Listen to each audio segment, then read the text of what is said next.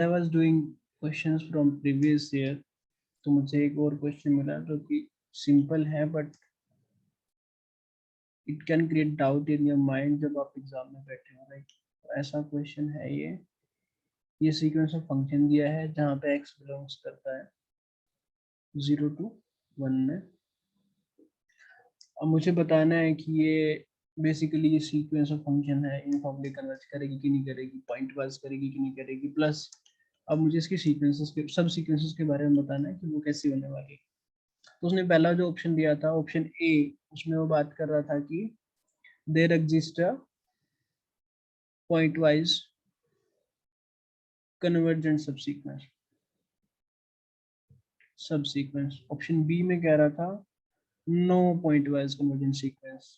Option C कह रहा था एफ एन जो है एक्चुअली यही कैसी हो जाएगी, पॉइंट वाइज कन्वर्जेंट। और ऑप्शन डी कह रहा था, वो कह रहा था कि इसके पास एफ एन के पास exact F N has exactly one point wise convergent subsequence, right. ये उसने बेसिकली क्वेश्चन पूछा था और लेट्स सी क्या होता है। पहले जब हमें किसी को पॉइंट वाइज चेक करना होता है हम क्या करते हैं, स्टार्ट करते हैं पॉइंट्स पुट करना। दो की इंटरवल में अनकाउंटेबली मेनी पॉइंट्स सारे तो पुट कर नहीं सकते, तो हम बाउंड्री पॉइंट्स और वो पॉइंट्स पुट करने वाले हैं जो डिफरेंस क्रिएट करते हैं। जो सेम सेम कैरेक्टर देंगे हम उनको छोड़ देंगे, उसको हम जनरलाइज करते हैं। तो हम जीरो के देखें, अगर x इज इक्वल टू हम जीरो देखें और x is equal to zero, this implies F N of zero is equal to zero, right, for all N. तो ये तो कहाँ जाने वाली है, जीरो पे। और अगर हम x इज इक्वल टू कोई भी नंबर लें जो कहाँ से कहाँ हो, जीरो से वन के बीच में हो, तो ये कैसा होने वाला, minus one minus X raise to the power N. और x अगर इसको अगर हम वो ढंग से लिखना चाहे, minus one raise to the power N और x raise to the power N, जहाँ पे x क्या है, लेस देन वन है, ग्रेटर देन जीरो है, तो ये कहाँ जाएगा, जीरो को जाएगा, राइट। क्योंकि जब कोई number less than equal less than होता है वन से, तो जो उसकी पावर n होती है, तो जो लिमिट होती है वो जीरो को अप्रोच करती है, राइट। और अगर हम x is equal to one लें, जो कि हमारा लास्ट केस है, तो इस केस में बनने वाली सीक्वेंस हमें minus one raise to power N, right. और ये कहाँ करेगी, इन्फिनिटी पे। इन्फिनिटी में मुझे नहीं पता, ये वन भी हो सकता है और माइनस वन भी हो सकता है ना। तो अगर हम इसकी लिमिट फंक्शन की बात करें तो वो कैसा दिखने वाला है, अगर होगा तो, नॉट सेइंग कि वो है, अगर होगा तो वो कैसा दिखने वाला है। तो x is equal to zero के लिए तो बेसिकली मुझे जीरो मिलने वाला है, x less than equals to one के लिए और greater than equals to zero के लिए भी मुझे जीरो मिलने वाला है। But x is equal to one के लिए मुझे minus one raise to the power n मिलने वाला है, जो कि हमें पता ही नहीं है क्या होगा। इसका मतलब ये तो एग्जिस्ट ही नहीं करता, क्योंकि इसमें कोई टर्म पता ही नहीं चलेगा, इन्फिनिटी पे n क्या है, इवन है ओड है ना, लिमिट का हमें पता ही नहीं चलेगा। तो इसका मतलब क्या होने वाला है कि जो सीक्वेंस एफ एन है वो तो डेफिनेटली कन्वर्ज नहीं करती किसी भी तरीके से, अगर पॉइंट वाइज नहीं करती तो, है ना, पॉइंट वाइज नहीं करेगी। तो ऑप्शन जो सी था, ये वाला option C, F N converges point wise, तो ये तो हो गया शुरू में ही गलत, राइट। अब बात करते हैं ऑप्शन ए, बी और डी की। अब ये इसमें बात कर रहा है सीक्वेंस सब सीक्वेंसेस की, और वो बात कर रहा है कितनी सब सीक्वेंसेस की, है ना। अगर मैं बात करूं, let me turn on the page, और अगर मैं बात करूं एफ ओ, जब भी पहली बात तो अगर आप जहां भी आपको minus one raise to the power N दिखे, लेट मी इरेज इट। तो अगर जहां भी आपको minus one raise to the power N दिखे, तो एक बार बस इवन टर्म्स की और एक बार ओड टर्म्स की सीक्वेंस को देख लेना, will get something out of it. और अगर हम देखें एफ ऑफ टू एन, तो ये होने वाला है basically F of two N, अगर हमारे पास सीक्वेंस है तो ये कैसे होने वाला है, X raise to the power two N, और ये basically X raise to the power two N, क्योंकि minus one raise to the power two N plus one हो जाएगा। अब अगर हम इसकी लिमिट को एनालाइज करेंगे तो वो हमें कैसे मिलने वाली है, 0 if x less than equals to 1 और 1 के लिए हमें 1 मिलेगा, है ना।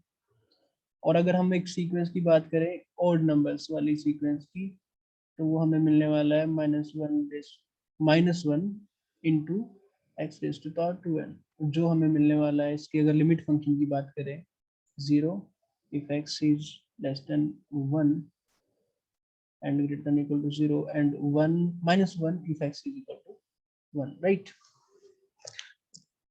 तो मुझे क्या मिल गया, मुझे दो सब सीक्वेंस मिल गई। एक तो ये वाली सब सीक्वेंस जो इस पे कन्वर्ट करती है, ये अगर इसकी लिमिट को हम f मान ले और इसको हम g मान ले, तो ये वाली सीक्वेंस जो इस पे कन्वर्ट करती है, और ये वाली सब सीक्वेंस जो इस पे कन्वर्ट करती है। तो मुझे दो सब सीक्वेंस मिले बेसिकली, जो कि पॉइंट वाइज कन्वर्ट करती है। इसने यूनिफॉर्मली की बात नहीं करी है पूरे क्वेश्चन में, बट हम डिस्कस करेंगे यूनिफॉर्मली भी। तो basically there exist a point wise sequence, तो ये तो ठीक हो जाएगा, है ना। कन्वर्जेंट सब सीक्वेंस मिल गई मुझे। नो पॉइंट वाइज कन्वर्जेंट सब सीक्वेंस, तो ये ऑब्वियसली गलत हो जाएगी ऑप्शन अगर ए ट्रू है तो। और ऑप्शन डी कहता है कि देयर एग्जिस्ट एग्जैक्टली वन, तो हमने तो दो ढूंढी थी, एक इवन वाली और एक ऑड वाली, तो ये गलत होने वाला है। तो ऑप्शन ए इसका ट्रू होगा सिर्फ। और ये मल्टीपल सेलेक्ट क्वेश्चन था, तो multiple answers can be correct, but इसमें एक ही आंसर करेक्ट था। तो अगर अब तो हमने डिस्कस किया इसकी पॉइंट वाइज लिमिट को, अब हम डिस्कस करते हैं यूनिफॉर्म लिमिट को, है ना। अच्छा, बेसिकली इस क्वेश्चन सी पार्ट को अगर हम उस तरीके से ना करना चाहें तो एक तरीका और है इसको करने का, कि ये कैसे कन्वर्ट नहीं करता। तो मुझे कैसे मिली, एक दो sequence milli, f of 2n और f of 2n minus 1 या f of 2n plus 1 कह दो आप, इंडेक्स ही वेरी करना है बस। तो इसकी ये कैसी है, ये है कॉम्प्लीमेंट्री। कॉम्प्लीमेंट्री किसे कहते हैं, जिसके इंडेक्सेस के सम से मुझे पूरा नेचुरल नंबर मिल जाए, ना। तो ये कॉम्प्लीमेंट्री पेयर ऑफ सब सीक्वेंसेस है, जो कहाँ जा रही है, एक f पे जा रही है और एक g पे जा रही है, तो डिफरेंट लिमिट्स पे। और कॉम्प्लीमेंट्री पेयर ऑफ सीक्वेंस सब सीक्वेंस अगर डिफरेंट लिमिट पे जा रही हो तो हमारी सीक्वेंस कभी कन्वर्ज नहीं कर सकती। तो इस तरीके से हम कह सकते हैं कि ये पॉइंट वाइज कन्वर्जेंट नहीं होगी, ठीक है। तो अब बात करते हैं यूनिफॉर्म कन्वर्जेंस की। और यूनिफॉर्म कन्वर्जेंस तो हम FN के बारे में तो बात कर ही नहीं सकते, क्योंकि तो पॉइंट वाइज पे कन्वर्ज नहीं करता। क्योंकि अगर पॉइंट वाइज कन्वर्ज नहीं करेगा तो यूनिफॉर्मली तो कन्वर्ज करना बनता ही नहीं है, बिकॉज यूनिफॉर्म कन्वर्जेंस इंप्लाई करता है पॉइंट वाइज को, नॉट कन्वर्सली, राइट। तो अब हम डिस्कस करेंगे इसकी सब सीक्वेंसेस, कि वो कैसे यूनिफॉर्म कन्वर्ज करती है कि नहीं करती है। Just to give an idea कि क्वेश्चन कैसे आता है।